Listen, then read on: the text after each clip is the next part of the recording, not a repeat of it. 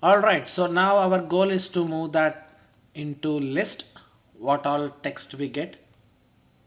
Okay, so instead of printing in the output, let me remove this, or let it be there. I would add one more step. So firstly, I will define one empty string like this, list. Okay, so and then on every iteration when I get new text, I will try to add that complete text into list. How I can add a list item into that specific list? If you remember my Python basics lecture, I have explained on how to add new elements into the list. I can go through very quick to while demos. Is it here? It's somewhere on data types, I guess. String, function, demo, right here. You have declared one list. If you want to add a new element into that list, you see that append is a method with which you are able to add new method into that specific list. So right now I defined dummy list. I don't have any elements into it, and now I'm keep on appending it. So that's it. So same thing we will apply here. I create a dummy list here, and for every loop when I get new text, I will simply say list dot append that specific text whatever I am getting into this list data type. So once this for loop execution is done, at the end when you try to print list, it should print all the vegetable names what all it pulled up from the list. Nice.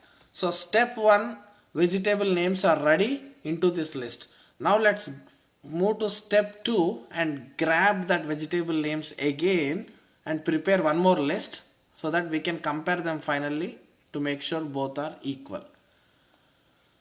Okay, this should be straightforward.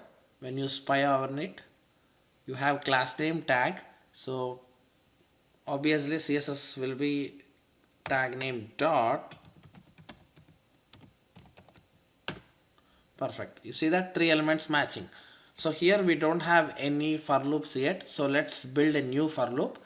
In doing that, proceed to checkout, and then it comes here. We will wait until the next page is displayed, and thereafter you can say driver dot find elements. So all the vegetable names in step 2 you can get veggies. See, same logic what I am writing now at this point can be applied in page 1 also. You can write separate for loop. The overall goal is that why to write another for loop again. That's why we smartly written that in our button clicking for loop only. I hope you understood now. See, you can just have a for loop because you got all that elements you grabbed into this list, and now this will iterate through each and every wedge.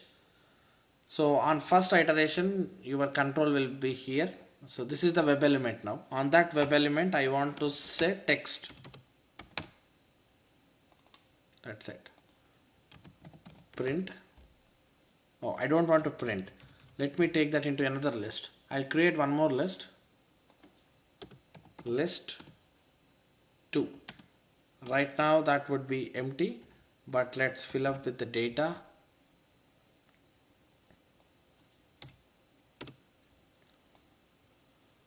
Okay, so list 2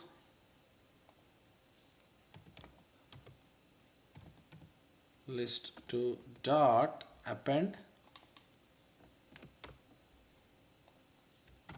That's it. So that will iterate through for loop, and at the end list 2 will also have all the texts now. So let me print list 2.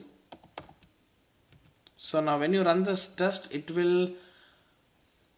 should print all the list items and list 2 items, and that would tell how they got stored. So let's run this test first and see what lists are being printed, and thereafter we will compare and validate them.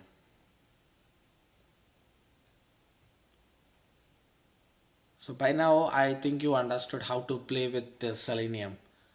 Okay, when you have dynamic elements like this, you can actually take them into list, write a for loop, and then travel to parent, come to child. You can play however you want.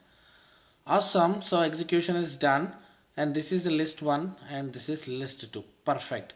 We have successfully grabbed them, because right now there are only two prints here. One print is this list, and next print list 2, and thereafter we are printing that text promo code applied successfully. But our ultimate goal is to validate whether page 1 and page 2 are same. Right now we are seeing in the console and deciding, but in real time you have to compare. So write an assertion, assert list 1, sorry, list equals to list 2. That's it. One single line.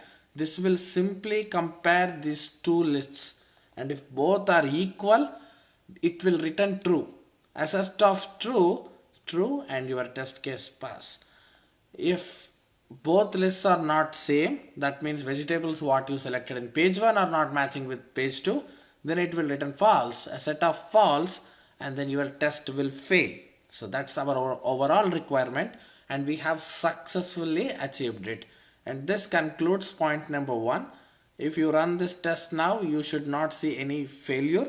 Obviously you won't see, because we just visually saw that both lists are equal. Alright, so in the next lecture, let us see how to verify if price decreases on applying the discount coupon. Let's see that in our next lecture. And you see that the existing test which we just ran passed, and this assertion also passed. That's why you did not see any error. See you in the next lecture. Thank you.